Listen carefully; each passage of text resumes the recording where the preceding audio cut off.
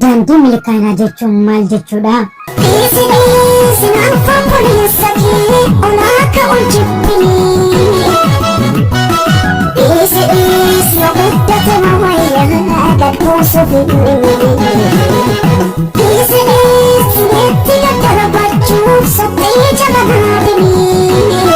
Daandii milkaa'inaa jechuun daandii ati galma kee ittiin bira geessu jechuudha, yookaan daandii gara galma keetitti si ceesisu jechuudha. Daandiin gara milkaa'inaatti si geessu kun jallatees qajeelees daandii milkaa'inaa jedhama.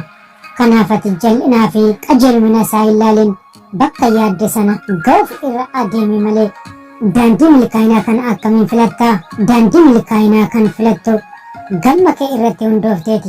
Yeroo kana galma kee kan irratti hundoofte bira ga'uuf ammoo daandii sana filatteef sanaaf dursa kennuu qabda. Daandii ati filatte jallatus qajeelus hin dhiisin, hubadhu.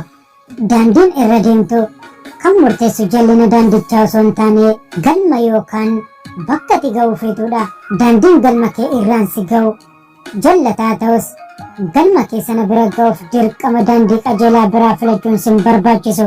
Sababni isaas daandiin san qajeelaa ta'us galma kee irraan si ga'uu waan hin dandeenyeef qajeelfamoota daandii milkaa'inaa keessaa tarkaanfii kee idileessi. Guyyaa guyyaatti yoo xiqqaate tarkaanfii tokko gara galma keetiitti tarkaanfachuu qabda.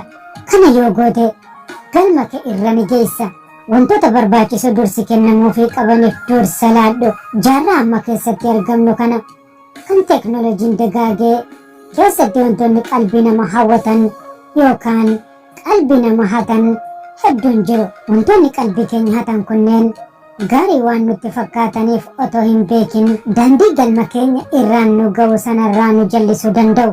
Fedhiiwwan baay'ee keessa keenyatti uumama waan qabnuuf gara dhiibnu nu wallaalchisuu danda'u. Yeroo akkanaa galma kee ilaalcha keessa galchuun waan dursi kennamuufii qabuuf dursa kennuu qabda. Ofitti amanamummaa qabaadhu. Ofitti amanamummaa jechuun waan karoorfatte tokko milkeessuuf daandii ga'aa akka qabdu amanuu qofa osoo hin taane atis galma keetiif barbaachisaa akka taate ofitti amanuu fi gatii ofii keetii kennuu jechuudha.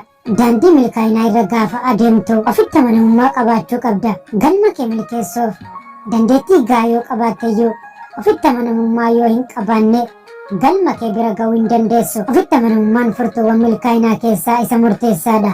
Galma keetiif itti gaafatamummaa fudhadhu. Daandii milkaa'inaa irra gaafa deemtu deemuu kee qofa osoo hin taane galma kee sanaaf itti gaafatamummaa fudhachuudha qabda. Jireenya keessatti wanti ati hubachuudha qabdu namni si caalaa jireenya keetiif yaadu akka hin jirredha.